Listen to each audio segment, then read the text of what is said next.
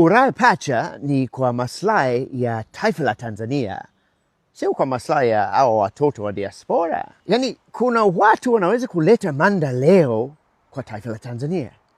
Kwa mfano wewe mchezaji Chama, mnataka kumpa uraia.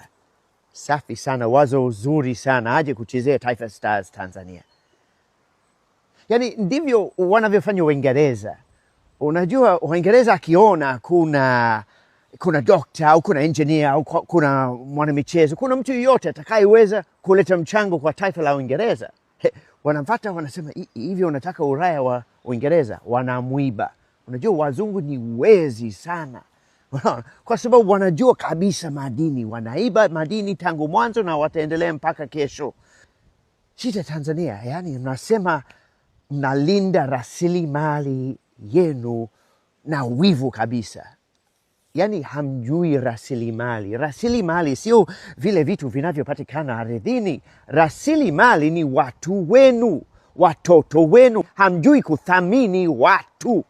Yani mnaogopa mabeberu, mnasema. Heti mnaogopa Wachina waje kutawala. Unaona? Kwani huyu ni beberu? Huyu mtoto wa marangu kabisa, mnamogopa wa nini? Na ukiangalia nchi nyingine kama Kenya, kama Zambia, yani wana uraia pacha. Na wamefanikiwa kabisa, yani mtu asikia raha kurudi nyumbani, kuwekeza nyumbani. Mnahitaji wawekezaji.